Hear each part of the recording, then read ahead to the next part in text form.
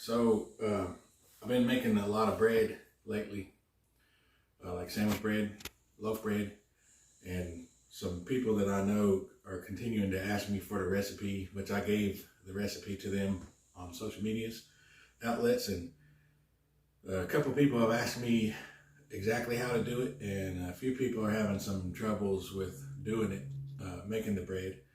So I told them I'd make a video so they could see exactly how I do it and how it turns out. So that's what this video is going to be about. So here's your ingredients that you'll need, and I'll tell you the amounts as we go along. But this here is just regular flour, right? You can see right on the front here, it's unbleached all-purpose flour. You can use bleached if that's what you use, but just all-purpose flour is what you want. That's the kind I use. I think I get unbleached because it's actually a dollar or two cheaper than the bleached version of this. Plus, I think it's just kind of calorie-wise a little better, or might even be, if I'm not mistaken, it might even be gluten-free or more gluten-free, possibly. It's less. Don't take my word for that. I'm just telling you, that's why I use it. It's mostly because it's a little cheaper. Regular sugar, there's nothing fancy about the sugar. Whatever sugar you have, use that sugar. This is the yeast that I use, and it's the quick rise or the fast rise yeast. You don't have to use this brand, but you can use any kind of yeast that's like bread yeast, or I think it says quick rise. It works the best. Just regular salt, any kind of table salt will do. And then this here is unsalted butter. Right, this butter, that's all you'll need, and this is all you'll need of it. This is a half a stick of butter, 4 tablespoons. We'll get to that in a minute. Lukewarm water, just above lukewarm. 3 cups of that. 6 cups of the flour. 1 tablespoon of the sugar. 1 tablespoon of the salt. 4 tablespoons of butter. 1 packet, and this is actually 7 grams or 1/4 of an ounce if you have a container that's not in packages and you have to measure it out. So that's what you need, 1/4 of an ounce or 7 ounces. And then 3 cups of water. All right, that's what we'll need to get started. All right, so stay tuned, and I'll be right back to show you how to put it on. Okay, so now we got all our ingredients handy, and the very first thing you want to do is you want to take this quick rise yeast package or your measured out amount of yeast, and just go ahead and just open it up and put it in your warm water. And you see how the yeast is starting to bubble up right here? That's why you want to put it in the water. That's the first thing you want to do, just to activate that yeast and get it working already. And also, if you don't see it bubble up like this at all, that means your yeast is dead and it won't work. So you'll get you a different pack of yeast or some different yeast, because that way you don't mess up you don't waste all your flour and everything by putting yeast that's not going to work. So that helps you know that your yeast is good and it's available, because you're just going to dump all this water into the flour eventually anyway. And then what else I did was I took my butter, my 4 tablespoons of butter, and just melted it. I put it in the microwave, melted it, and then I put it back in. I put it in the freezer for a little while just to cool it back down so it's not burning hot. All right, but I don't want it to get hard again. I want it to be melted. So that's the way you want to use your liquids. All right, and then so first thing I'm going to do after that is, now I got my 6 cups of all-purpose flour. This bowl has measurements on the side. You can't see them, but there's measurements right on the side that tells me, and that's at 6 cups. So what I'm going to do is I need 1 tablespoon of salt. Okay, so I get my sugar. 1 tablespoon of salt, 1 tablespoon of sugar, so it's the same measurement. And you just kind of sprinkle that over your flour. Right. All right. And that's all the sugar you need. And then you'll take your salt and do the same thing. I do the sugar first so I can use the same measure spoon.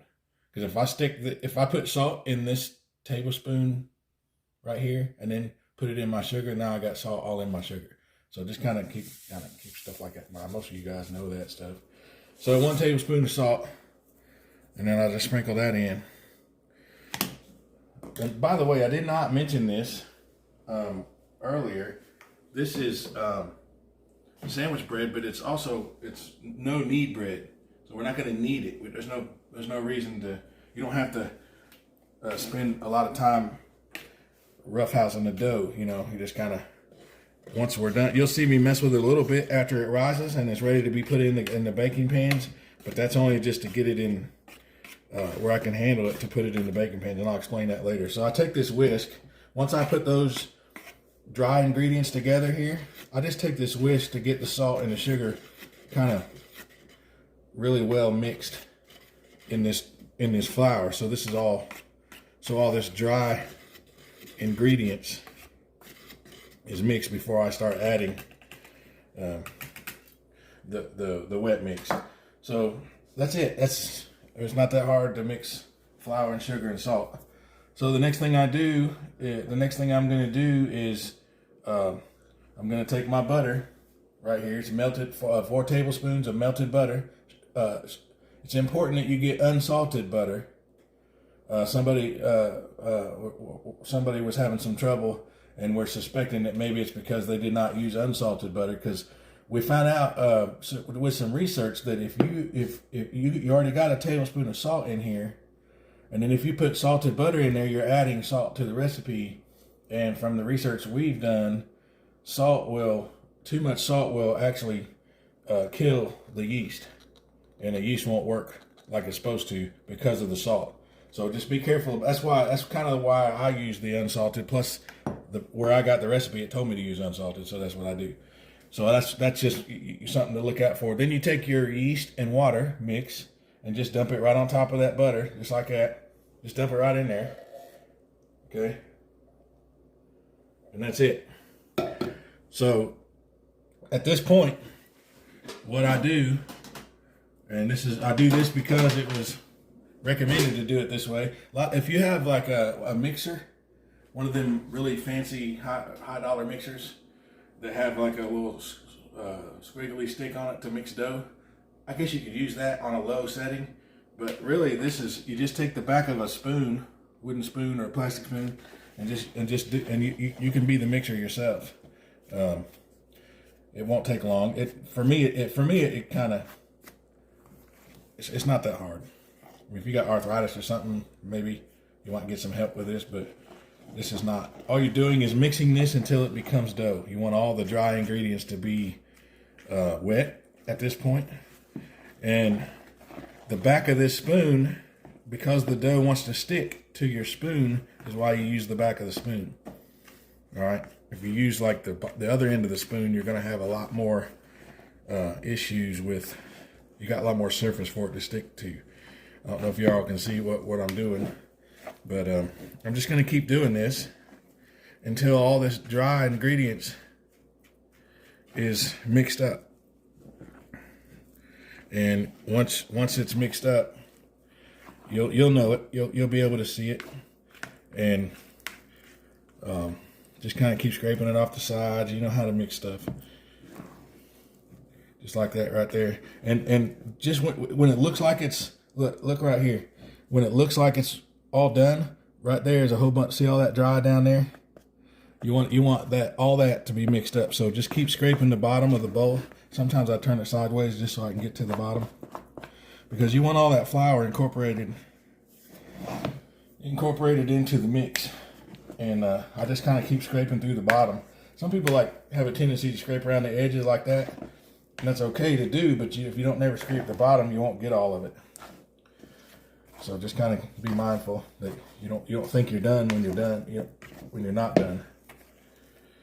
All right, I'm gonna finish mixing this, and then I'll come back to you. Okay, so I'm finished mixing. You can come and look at this.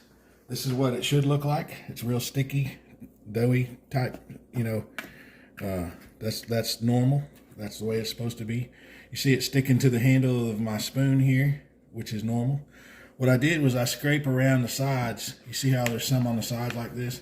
I just try to scrape it and try to get it back in there like that. But you're not going to get it all down in there, so don't try to be perfect about it. I just try to get the majority so it all rises together, because what we're about to do is I'm going to take a towel and just lay it over the top of this thing. All right, like this right here. And I always pick a darker towel, like not a white towel, a dish towel, a black one or one darker like this one right here. And all I do is I just lay it. I just lay it and make sure. That's all I do. All right. And what we're going to do is we're going to set a timer for 1 hour and a half. Find my timer. All right, because now this has to rise in this bowl. What's going to happen? It's going to set it for an hour and a half, and after the timer goes off, you're going to come in here and you're going to lift up your towel, and what you're going to see is this dough has risen at least twice its size. Usually in this bowl it comes up to almost the top, and when that happens we'll show it to you. So what I do is at this time there's a couple other things I need to do, so I take this and I just leave it out of the way, and make sure that if you keep your house really cold, it's probably not going to rise. So you want to keep it in a somewhat warm place. It don't have to be hot, like 60, 65 degrees is fine. Or we keep our house at 70, and because that's the way I like it, but seems to be sufficient. So while that's happening, you take yourself an opportunity to get ahead of yourself, because once that rises, you're going to take that dough out and put it in your bread pans. And if I didn't mention it before, this is enough dough to make 2 loaves of bread. Okay, I actually have 2 different size bread pans here, and that actually was accidentally because I bought this one about a month ago. This is a 9-inch 9x5, and I think this is like an 8x3 or something, whatever the next size down is. This one works the best for me. This is a Lodge cast iron bread pan. If you have one of these or can get your hands on one of these, this makes really good bread. If I have a chance, I'm going to go get another one of these so I can have 2 of the same. This works really good too. It's a $5, regular bread pan, and there's nothing wrong with it. It just doesn't. The bread's a little shorter here because it's obviously longer and wider. Main thing with this, here's what I use: Crisco, because I was born in 1971, and that's what everybody used back then. All right. But you don't have to use this. If you don't want to use this, you can get you some of that butter spray or oil spray and just spray your pans down. I like this because I feel like it, for me, I feel like it just guarantees this bread ain't gonna stick in this pan. Because I put a lot. Look, watch what I do. I get a paper towel and I scoop it out of there like that right there. All right. And then I just take and just rub it all over the bottom of these pans. And I make sure that every corner on the bottom and up the sides has some grease in it. All right. This is going to be important when you want this bread to come out of this pan. You want it to come out nice and easy. Try not to block the camera. I don't think you guys need to be instructed too much on how to oil or grease a pan, but just make sure you get every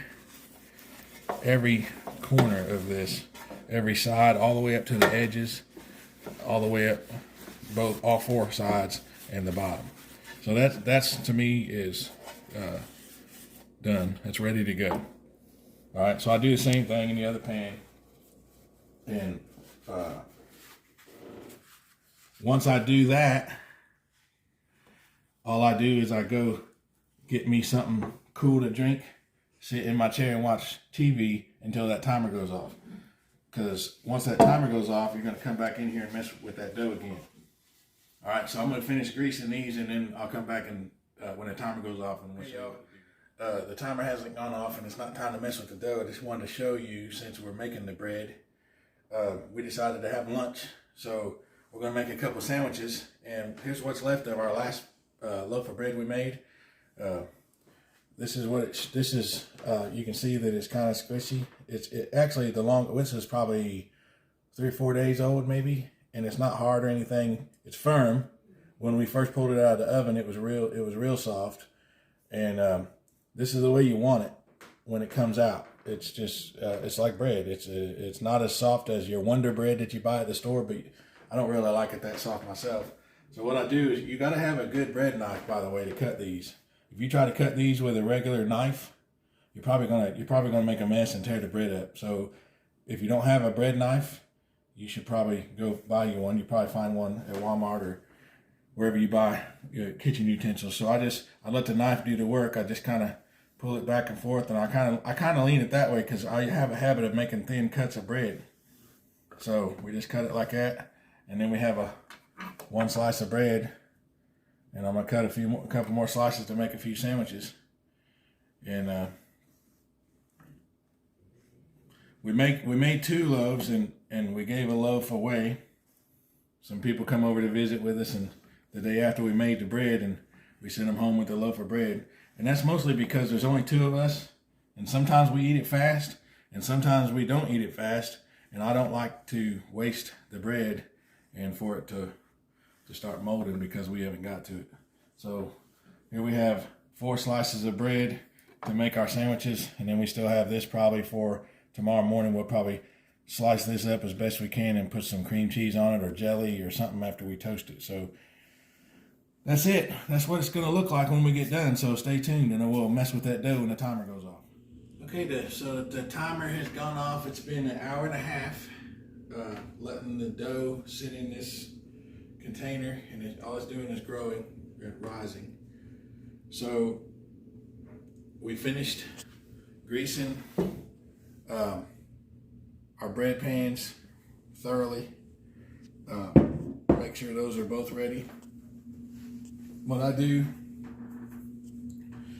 is I get my work surface cleaned up and ready to go.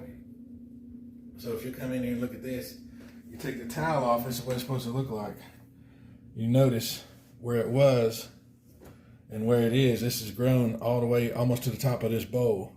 I try to use the same bowl every time because that way I know it's working the way it's supposed to. Because the more I do it, if something's wrong, I can notice it right away. So anyway, that's the way it's supposed to look on the first rise when it's going to sit there and rise. So what we want to do is I got my flour out, because what I'm going to do is just grab a handful, and I'm going to put it on this board right here. Plus it also gets it on my hands, because I just put a little. You don't need to put a lot, but I got it on my hands because now you come over and make sure they can see this. What you want to do is you want to just push down on this, and it's going to start to collapse. I call it deflating, but it's really just collapsing. You just start scraping the sides like this here, and it'll collapse a little bit. It won't go back all the way back to the way it was before, after you mixed it, before it was rising, but you do want to knock it down a little bit. And it's going to get sticky on your fingers. It's supposed to be sticky. That's the reason why you put the flour on there. Okay. Once I knock it down about like that, just kind of get some of just deflate it a little bit. Then what I want to do is I'll probably just throw a little flour in here, mostly so that I can touch it without it sticking in my hands, and I can manage it better. Don't use a ton of flour. Just use enough to keep it from sticking so much to your hands, so it's not sticking in my hands at that point. So all I'm doing at this point, once I knock it down, I want to get it over here on my work surface, because I'm not really I don't want to knead the bread. It's not necessary. So I'm just scraping it. I don't know if you can see with the light or not, but I'm just getting it all out of the bowl. Can you see that? Okay, so you're probably gonna have a little bit left on the sides. You don't need to worry about scraping every little bit out. Okay. So now I have it here. All right, and I put. You can tell some of the wet parts are still sticky, like that. See it sticking in my hand, but over here it's not sticking. That's why I get flour. It's just so that I can handle it easier. All right. So I'll put a little flour in my hand and put a little bit on that. Don't put too much on there because you're going to disrupt your recipe here. You notice I can handle it, and it's sticking on my hands a little bit, but it's not where I can't manage it. All right. So I'm not really kneading this. What I want to do is get it in a little round shape here. I use this right here. Somebody gave this to me. I use it for cutting pizza. I use it for cutting dough. I use it for chopping up barbecue when I make barbecue. But it works good for this because it's big enough. All you want to do is cut this dough in half. However you need to do that. Sometimes you don't have anything. You just pull it apart and just make sure you have equal parts as best as you can. It's not an exact science. So you see, I got 2 equal parts of dough. Remember, I told you it's going to make 2 loaves of bread, right? All right, so I get my pans, my bread pans, and all I'm going to do, pick that up and drop it in the bread pan. And then I'm going to just kind of smash it around. You notice I haven't kneaded the bread. I'm not doing anything like this and rolling it over and kneading it. It's not necessary. It says no knead bread, which is why I make it, because you don't need to knead the bread. All right. So I'm not really pushing hard. I'm just kind of shaping. I'm trying to get the dough to work in this corner. That's what I'm trying to do. And it'll get in there when you start baking it. It'll get in there. All right. So that's one. And then we'll take the other one here. Just get it where you can pick it up without it coming apart. I try to keep the smooth side on the top so that it's not necessary. But when you bake your bread, if this side is smooth, that's on the top, then your bread will be smooth when you're done. So I don't always get it right, but I just pick it up and drop it in there. And you see it's got wrinkles in it. I'm not really worried about it. If you get worried about it, that's up to you. But again, on this one here, this is a smaller pan than this one, and you'll see the difference when we come out of the oven with them.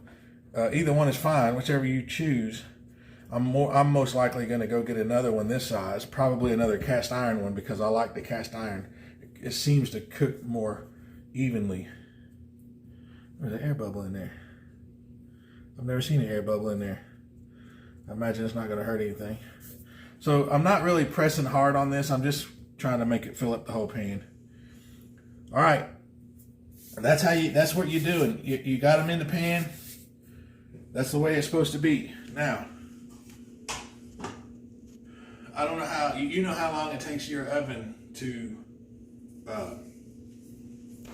preheat or heat up. We just moved into this house, which has an electric oven, which I will eventually replace because I like to cook with gas. And this oven, for some reason, it seems like it takes a little bit longer than most ovens to preheat. So we're at the stage where you got the dough in your bread pan, and you're just gonna let it sit just like that. Do not cover it up, leave it uncovered, and just let it sit like that, somewhere between 40 and 45 minutes, because it needs to rise again, second rise. All right, what's going to happen if you look at these pans closer? This one's going to rise almost even with the top because it's a smaller pan. This one's not going to be even with the top because it's a bigger pan, but it will come up to probably about right here. It's going to rise about that much. So just under, even with the top level of the pan, or just under is what you're looking for. If that happens at 40 minutes, you can put them in the oven. If it doesn't happen in 40 minutes and it's not anywhere close, I would wait another 2 or 3 or 4 minutes. It's not like a crucial thing to where if you don't do it exactly by the minute, it's not going to work. It's just you need to let this rise a little bit more for the second rise. All right, so I put a timer for 40 minutes just so I don't have to think about it too much. All right, so once you do that, if you know how long it takes for your oven to preheat, then you know that in 40 minutes or 45 minutes, whatever it ends up being, you're going to put these in the oven. So you want to get your oven preheated before you're done rising, so you don't have to wait. All right, so what I normally do is, because I want my oven at 375 degrees preheated, probably takes almost 20 minutes for our oven. I think that's right. about 20 minutes for our oven to preheat. So to be on the safe side, here in about 10 minutes, I'm going to come in here and turn my oven on and get it preheat, so that when I come in here in 40 minutes and this is ready, my oven's hot. Then all I do is I'm going to put these in the oven. So when that happens, stay tuned. I'll show you when I put them in the oven, and we'll go from there. We're almost done. This is the final stages before you put them in the oven and let them bake. All right, stay tuned. Okay, y'all, so 40 minutes has passed, the timer has gone off. You come in here and you can see how the dough has risen. It's just been sitting here. I haven't touched it, I haven't done anything to it. It's just sitting here. And you can see on the smaller bread pan, you can see how it's gone just a little over the top edge, and that's right where you want it. And then this one here, like I think it's about right where I said it was going to be. It's risen some, but it's not, because it's a bigger pan, it's not going to go over the top. I'm probably going to go get another size because I like the size of this bread. This works too, so it's just it's a matter of preference. So all we need to do now is I have my bread. I have my bread in my dough in the pans, and we have the oven at 375, right? So I got it preheated to 375. So just put them in there. I put them side by side. You make sure your rack is in the middle. Make sure your rack is right there in the middle, not on the top, not on the bottom. And then just set them in the middle of the rack, just like that right there. And obviously they're not hot because they haven't been in there yet. All right, they're in. You're baking bread now. So what you want to do now is get your timer, and you want to set this in this oven in this house. The last 2 times we've made bread, it's been about 43 minutes, and they're done. All right. What you want to see is the tops getting golden brown, and even if you want it that way, just starting to get a little darker than golden brown, but not burnt, obviously. And you got to be careful, because if you take them out too early, they're going to look like they're done on the outside. They might even be a little crispy on the outside, but in the middle, they're still going to be doughy, and you don't want that if you take it out too early. So 40 minutes is going to be your time. So it's really a 40 to 45 minute time period that you're going to set your time. Just keep an eye on it. I always set the timer for 40, knowing that it's going to take 43, but I set it for 40 just in case for some reason they look like they need to come out early. So I just turn the light on and I look in there. I don't open the oven because I don't want to lose my heat. But I turn the light on, I look in there, and it looks like they're starting to get golden brown, and they're starting to turn a little darker than golden brown than yellow. Then I will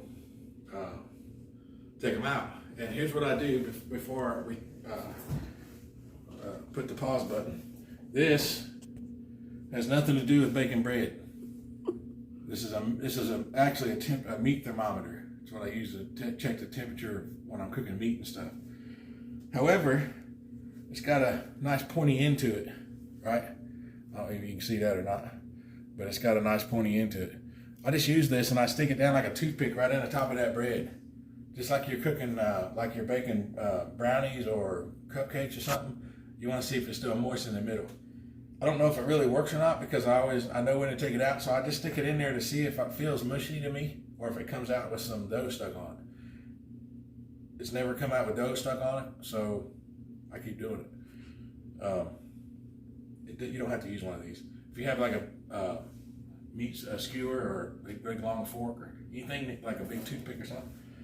But that's what I do when I'm not sure if I'm taking it out too early or not. But 43 minutes is good for me. When it's 43 minutes is up, when the 40 minutes is up, we'll come back and show you what it looks like, what it's supposed to look like. So stay tuned. Okay, it's been about 42 minutes since we put the bread in the oven.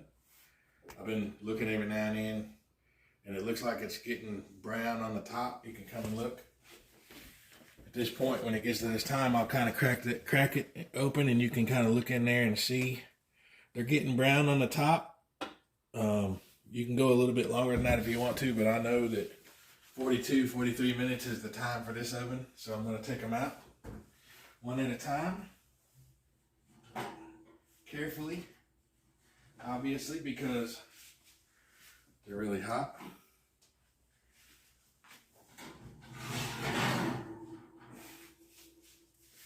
And you can see, because I had probably more flour than I usually do when I was messing with the dough, you can see there's white on the top. It's just flour. It's nothing wrong with that. That's what they should look like when they come out. They could probably be a little bit darker if you kind of miss the window, but I wouldn't go a lot darker than that because you're going to end up making it real dry on the inside. So like I said before, I just get something sharp, you know, like a toothpick, or this particular thing is what I use. And I just go right down the middle. See, it's kind of hard on the top. Nothing. So I'm pretty confident that these are going to be done. Because the thickest part, see, there's a little bit right there, but I'm okay with that because while it sits here and cools off, it'll probably cook the rest of that. So I'm not worried about that. If it's a lot, then maybe you should put it back in there. Normally, once you get the timing right, you don't have to worry about it doing what I just did. So I'm going to say these are done. What I do at this point, I got a stick of butter. This is the same unsalted butter I used when I made it. And I just let that butter melt over the top. I just coat it a little bit, much as you want on there. Why do I do this? Because butter's good. Butter tastes good. And it'll give it a little bit of flavor. I think it's possible that it might keep it, keep the crust from being real brittle and whatever. I don't really know that that's the reason why people do this. I do it because butter tastes good. So if you notice, look, I don't know if you can hear that. It's supposed to be a hard crust on there, okay, on the top of your butter. So once you get done with the buttering process, and if you skip the buttering process, you're cheating yourself. I'm just letting you know. All right, so you just put up as much as you want on there, as you fit. You don't have to do this, but I do it. All right. So those are done, but you don't want to leave these in the pans because they'll continue to cook because the pans are still hot. So I just nicely dump it out just like that, and it comes right out. Right? It comes right out. And these, they are hot, so use some kind of pot holder of some sort. And then you can just dump the other one, shake it a little bit, and it comes right out. That's why you grease your pans really well before you put the dough in these pans. So get you some cooling racks like this. That's helpful because it helps the bottom of that bread cool. If you don't put it on a cooling rack or something like that, it's probably not going to cool on the bottom as fast as the sides. So there's your bread. It makes the whole house smell like bread while it's cooking. It's pretty neat. Now, if you'll stay tuned, what we do is we let these sit and cool for as long as it takes for them to cool down. So we wrap them in saran wrap or plastic wrap so that the air doesn't get to them, and we put them in our cake box over there. And that's how we store it until we want to use it. However, we wait until they're cooled down enough to touch, and we slice one of these in half, and we cut a slice, and we put some butter on there and let it melt because it's still kind of warm. That's the best time to eat a piece of this bread. You cut it, not right now, but wait for it to cool down a little bit. Cut it, spread a little bit of butter on there, and then get you a warm piece of this bread, and then put it back on the racks. Let the rest of it cool until it's cool enough to put away with the plastic wrap. And then you cut it however way you want to cut it for when you want to eat it. So stay tuned, and I'll show you what it looks like to eat some warm bread. Okay, y'all, it's been a little while. I can touch these with my hands. They're still kind of warm, but they're just right for us to get a piece. Before I do that, if you'll come in close with the camera, you can see the difference. This one's a little higher than this one, but this one is a little wider than this one's wider than this one, and and obviously one's longer than the other. And if you can see, just barely. That's the difference in the size of a pan. But if you'll notice that this one comes out a lot more looking like a loaf. This one looks like a loaf too, but sometimes, a lot of times, it kind of separates here. But that's just bread. There's nothing wrong with that at all. It doesn't affect the taste. So what we're going to do here, just so you can see, if she'll get the camera up here where you guys can see, I'm trying not to put my shadow on it. Bread knife is important with this bread. All right, so it's just warm. It's pretty much cooled off. So I'm just going to cut it right in half for two reasons. One, because I want to get a slice of this bread so I can put some butter on it and eat it. But two, so we can see, like you can see it, touch it right there. It's real soft, but it's not damp, right? It's harder on the outside, but you can look and see I can squish it, and it looks just great. It looks fine. It's where it's supposed to be. It's not damp, but it's just soft in the middle. And the longer that sits and cools, the harder that the more firm that's going to get. But it's always going to be that soft while it's fresh for, I don't know, 3, 4, 5 days before it starts to really get where we have to be concerned about it getting stale. So what I'm gonna do is just cut a slice of this, because it's kind of becoming our tradition to eat a piece of it. It's a pretty big slice, isn't it? And like I said, with this bread knife and this bread, you have to let the knife do the work. So pretty much don't put a lot of pressure, long strokes, long strokes, you let the bread knife do the work. So there we have a piece of bread. See, goes together, right? But you see how soft it is, because it's still kind of warm, but it's always that soft anyway because it's homemade bread. So we just take a little bit of this bread, this butter. Hopefully I can spread it on here without tearing up the bread too much, because it's still really soft. So I just kind of ease it on here. And then I'll put a little bit more on this side, because we're going to kind of split this piece and just kind of get a little bit of butter. See, it's melting the butter a little bit because it's still a little bit warm, but it's not warm enough that it melts it really fast. That's the good time to taste it. All right, so that's how we're going to do it. And then I'm just going to take and cut this in half so that my wife can have the other half and take a bite of it. Oh yeah, fresh, warm butter bread. I hope you try to make it, and I hope it works out for you.